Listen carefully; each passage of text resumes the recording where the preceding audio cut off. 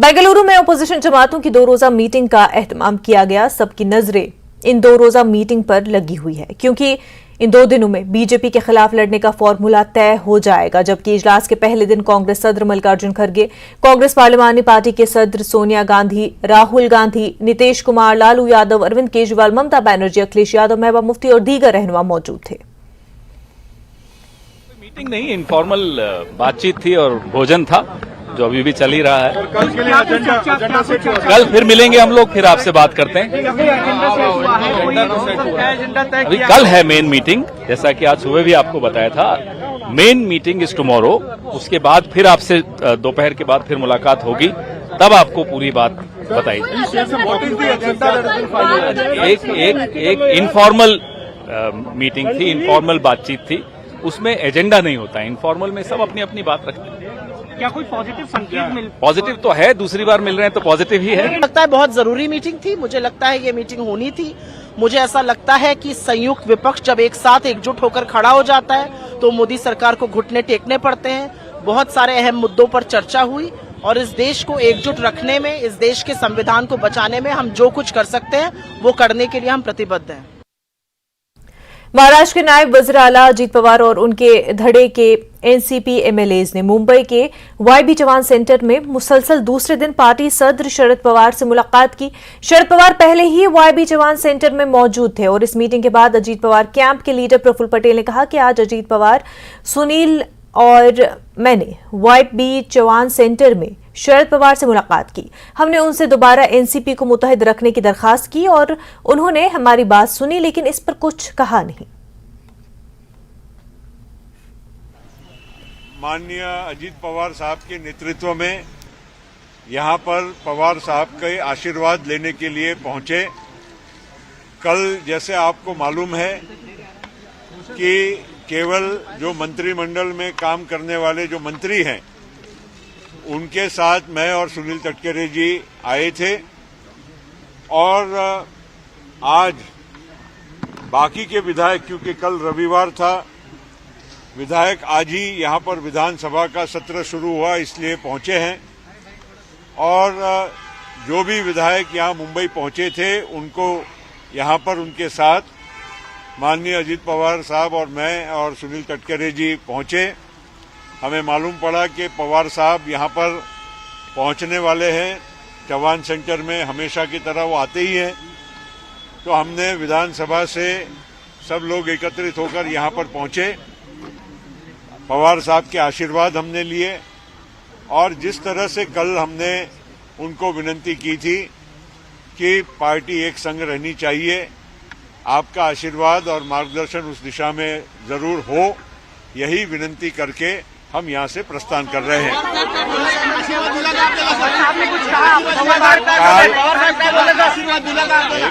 काल मी सांगितलं होतं की पवार साहेबांनी आमच्या जे काही म्हणणं होतं ऐकून घेतलं, तसं आजही त्यांनी ऐकून घेतलेलं। महाराष्ट्र असेंबली का आज मॉनसून इजलास था और इस मौके पर महाविकास अघाड़ी के लीडरों ने महाराष्ट्र की मौजूदा शिंदे हुकूमत के खिलाफ एहतजाज किया। आज के इस एहतजाज में कांग्रेस, शिवसेना, उद्धव और एनसीपी शरद पवार के बच्चे लीडरों ने शिंदे हुकूमत के खिलाफ एकजुट होकर एहतजाज किया। यह असेंबली का मॉनसून इजलास आइंदा 4 दिन तक जारी रहेगा, जिसमें अपोजिशन कई मामलों को उठाएगी और इस सिलसिले में मजीद तफसीलात बता रहे हमारे मुंबई नुमाइंदे तुषार पांडे। महाविकास आघाड़ी यहाँ पर विरोध प्रदर्शन कर रहा है।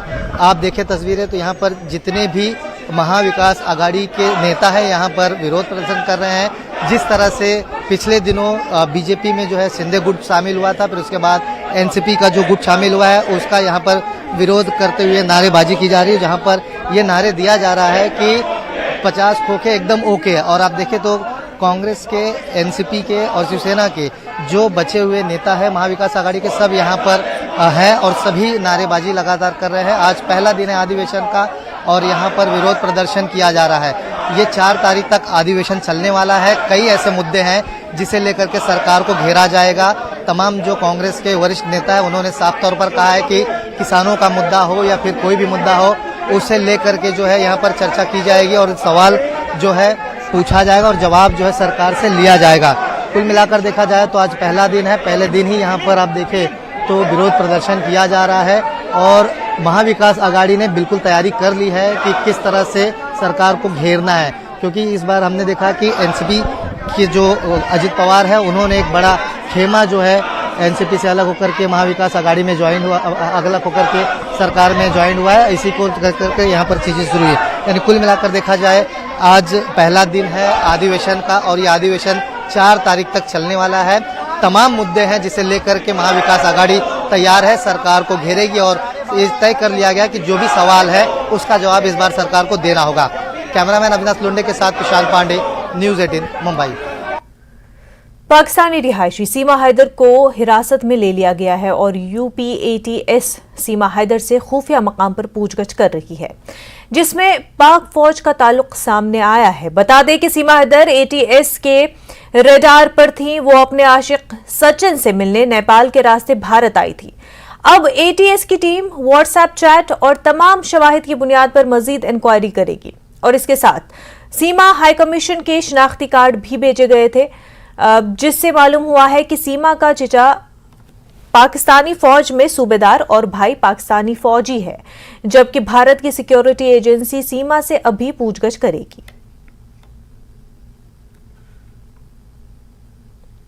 सुप्रीम कोर्ट ने पीर को सर्विसेज ऑर्डिनेंस तनाजा और डीईआरसी चेयरमैन की तकर्री पर समाअत की और इस दौरान सुप्रीम कोर्ट ने दिल्ली के एलजी और सीएम को मशवरा दिया कि वो आपसी झगड़े को खत्म करे और सियासत से ऊपर उठकर मामला हल करे। सीजेआई ने वाज़ेह अल्फाज में कहा कि इख्तिलाफात से ऊपर उठकर सीजेआई ने दिल्ली के लेफ्टिनेंट गवर्नर विनय कुमार सक्सेना और वज़ीर आला अरविंद केजरीवाल को दिल्ली इलेक्ट्रिसिटी रेगुलेटरी कमीशन के चेयरमैन के नाम पर फैसला करने का मशवरा दिया। डीईआरसी के चेयरमैन की तकर्री पर सुप्रीम कोर्ट ने तजवीज़ दी कि वज़ीर आला और एलजी मिल बैठकर तकर्री का फैसला करें। इसके साथ ही सुप्रीम कोर्ट ने सर्विस ऑर्डिनेंस तनाज़े के मामले को आईनी बेंच के पास भेजने की ख्वाहिश जाहिर की, जिसके बाद केजरीवाल हुकूमत ने आईनी बेंच के हवाले करने की मुखालफत की। सुप्रीम कोर्ट ने मरकजी हुकूमत से कहा कि वो ऑर्डिनेंस पर फैसला लेने के लिए मॉनसून इजलास के इख्तिताम तक इंतजार करे। सुप्रीम कोर्ट अब 20 जुलाई को समाअत करेगी।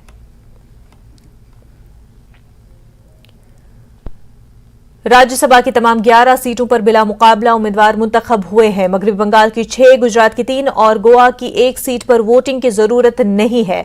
मगरबी बंगाल में राज्यसभा की 1 सीट के ज़िमनी इंतखाब में वोटिंग नहीं होगी। वज़ीर ख़ारजा S Jaishankar, TMC leader Derek O'Brien समेत तमाम उम्मीदवारों ने कामयाबी हासिल कर ली है। राज्यसभा के लिए वोटिंग 24 जुलाई को होनी थी। 11 सीटों में से टीएमसी ने 6 और बीजेपी के 5 उम्मीदवारों ने कामयाबी हासिल की है और इसके साथ ही राज्यसभा में बीजेपी की 1 सीट बढ़ गई है। अब बीजेपी के पास राज्यसभा में 93 सीटें हैं। कूच बिहार, मगरबी बंगाल के अनंत महाराज बीजेपी उम्मीदवार के तौर पर बिला मुकाबला मुंतखब हुए हैं।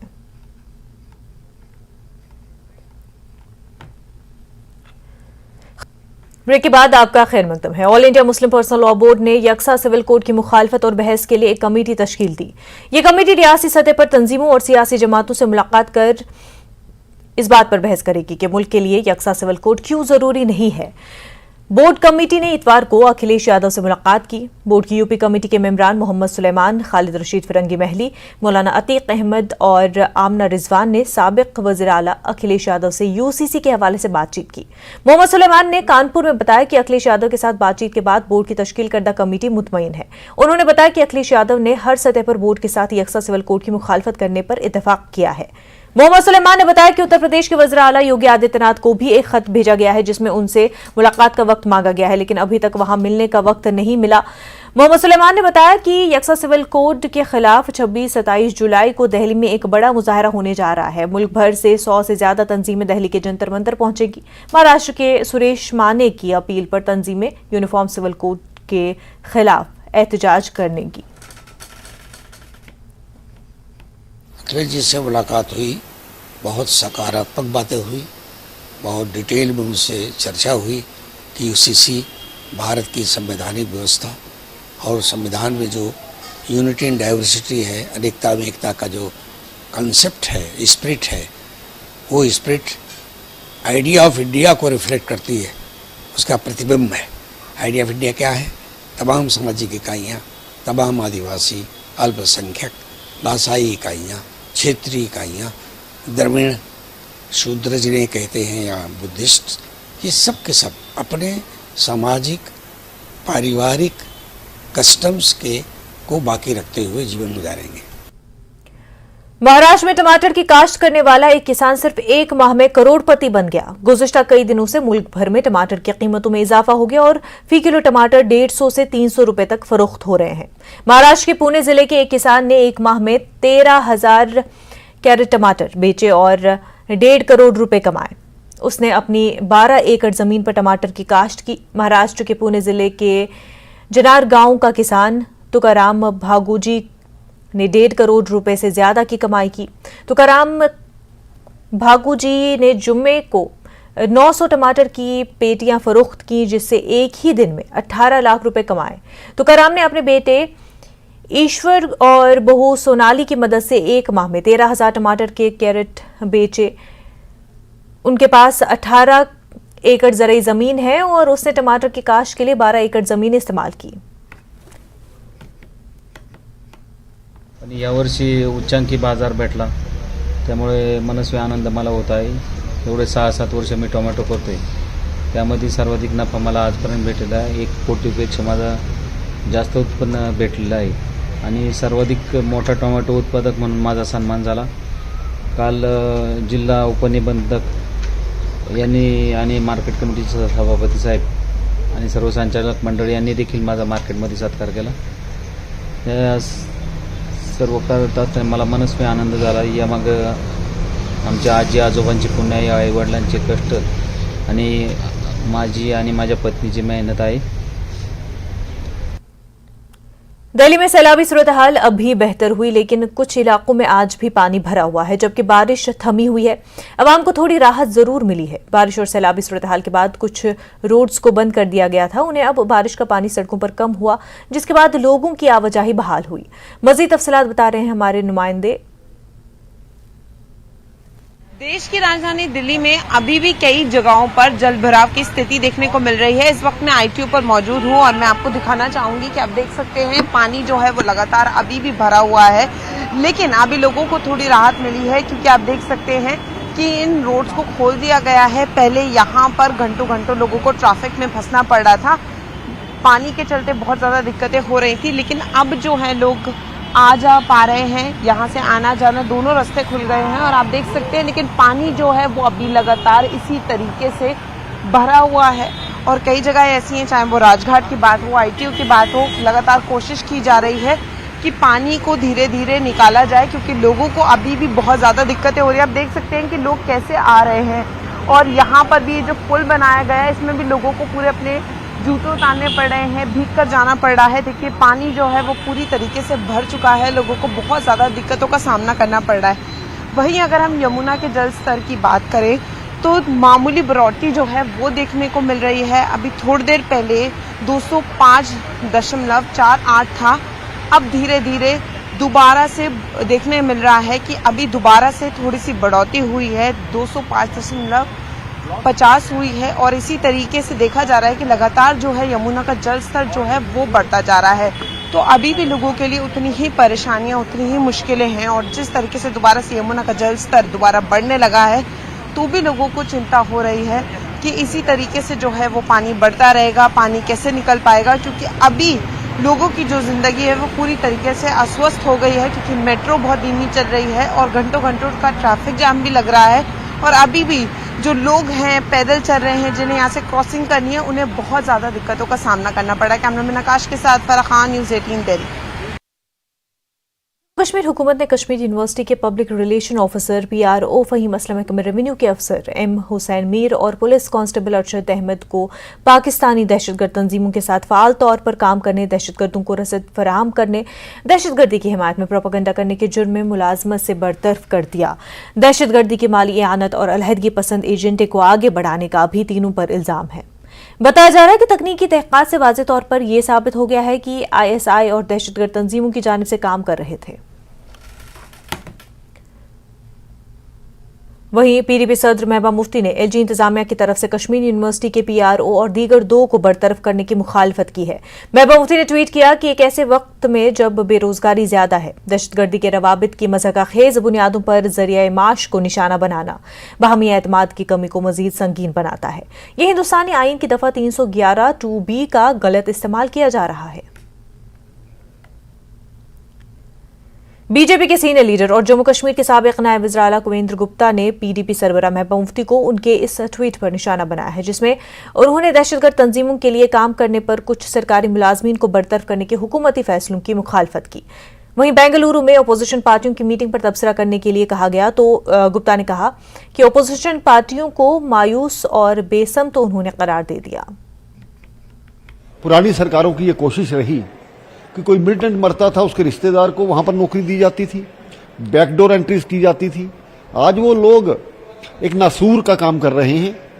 तो एक बड़ा डोजर तैयार हुआ है जिस पर कि जो पीआरओस की आप बात कर रहे हैं। तो मुझे लगता है कि आज भी बहुत से अंडरग्राउंड वर्कर जो सरकार में बैठ करके काम कर रहे हैं उनको बर्दाश्त नहीं किया जा सकता। तो एक सराहनीय कदम है। तो हमारी खुफिया एजेंसियां, सुरक्षा बल अच्छा काम कर रहे हैं, उसी के परिणाम स्वरूप इस प्रकार की जो एक्शन है लिया गया है। जम्मू कश्मीर नेशनल कॉन्फ्रेंस के लीडर और साबिक एमएलसी शेख बशीर अहमद ने महबूबा मुफ्ती के इजहार ख्याल की हिमायत की। उन्होंने कहा कि यह अच्छी बात नहीं कि सरकारी मुलाजमीन को उनका मौक़िफ़ पेश करने की इजाजत दिए बगैर खिदमात से बरतरफ किया जाए। बेंगलुरु में अपोजिशन जमातों की मीटिंग पर एनसी लीडर ने यकीन दिलाया कि बहुत जल्द कौमी सतह पर अपोजिशन जमातों का एक जामिया इत्तेहाद कायम होगा। ताहम उन्होंने कहा कि जम्मू कश्मीर में अपोजिशन जमातों के इत्तेहाद के किसी इम्कान में कुछ और वक्त लग सकता है। मुलाजमों के निकालने का जहां तक ताल्लुक है, वो एक पॉलिसी के तहत उनकी अपॉइंटमेंट होती है, उनका कोड है, काम करने का कोड है, जिस कोड के तहत वो काम करते हैं, जिस रूल्स और ज़ाब्ते के तहत काम करते हैं। जम्मू कश्मीर जो है वो 32-33 साल से मिलिटेंसी का शिकार हुई है और वो जो मुलाजिम हैं वो भी इसी सोसाइटी का हिस्सा हैं, वो किसी बाहर जगह से नहीं आए। लेकिन मुलाजमों को निकालने से पहले अगर किसी मुलाजिम के खिलाफ कोई शिकायत है तो उस मुलाजिम को पहले ये मौका देना ज़रूरी है कि उसको कहा जाए कि भाई आपके खिलाफ ये शिकायत है, आप किसी मिलिटेंसी रिलेटेड इशू का हिस्सा रहे हैं, आपने कोई गलत काम किया है, उसको बाज़ाब्ता तौर पे मौका मिलना चाहिए। यहाँ ऐसा लग रहा है कि कहीं से लिस्ट बन रहा है, कहीं कोई रिपोर्ट आती है, उसको निकाला जा रहा है। मेरे हिसाब से ये दुनिया के किसी कानून में नहीं है। मुलाजम हो या कोई हो, यहाँ प्राइवेट मुलाजम काम करते हैं, उसको भी अगर 10 साल हुए होते हैं तो उसको भी अगर निकालने से पहले कहा जाता है कि तेरी गलती ये है, इसलिए तुझे मुलाजमत में नहीं रखना है। ये रात को मुलाजम होता है, सुबह उसको नोटिस मिलता है कि बर्खास्त है, मेरा ख्याल है ये गलत है। मरकजी वज़ीर दाखिला अमित शाह ने नई दिल्ली में मंशियात की स्मगलिंग और कौमी सलामती पर इलाकाई कॉन्फ्रेंस की सदारत की। कॉन्फ्रेंस के दौरान बताया गया कि एनसीबी के जरिए मुल्क के मुख्तलिफ हिस्सों में तमाम रियासतों के ANTF के साथ मिलकर 1,44,000 किलोग्राम से ज्यादा मंशियात को तबाह किया गया। Rajesh Kumar SSP narcotics control bureau ने कहा कि अब तक वो जम्मू में मंशियात फैलाने के पाकिस्तान के मज़मूम अज़ाइम को नाकाम बनाने में कामयाब है और OGWs जो सरहद के उस पार से पाकिस्तान की मदद कर रहे हैं उनसे भी निपटा जा रहा है। जम्मू में जब्त की गई 6,727 किलोग्राम मंशियात को ज़ाया किया गया। ये जम्मू में नशा मुक्त भारत की मुहिम के तहत किया गया। ADGP जम्मू ने इस मुहिम की भरपूर हिमायत पर अदलिया का शुक्रिया अदा किया।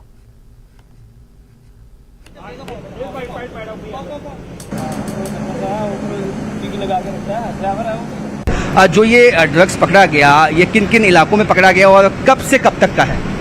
ये जो है आप जो ड्रग्स देख रहे हैं ये अलग अलग समय पर अलग अलग क्षेत्रों पे, बॉर्डर एरियाज पे, अंदरूनी इलाकों पे से लिया गया है। बॉर्डर इलाके पे पाकिस्तान की तरफ से ड्रोन के माध्यम से अब नारकोटिक्स का जाल फैलाने की कोशिश है जम्मू कश्मीर, और टारगेट अब पंजाब के बाद जम्मू कश्मीर में। कितना बड़ा चैलेंज है?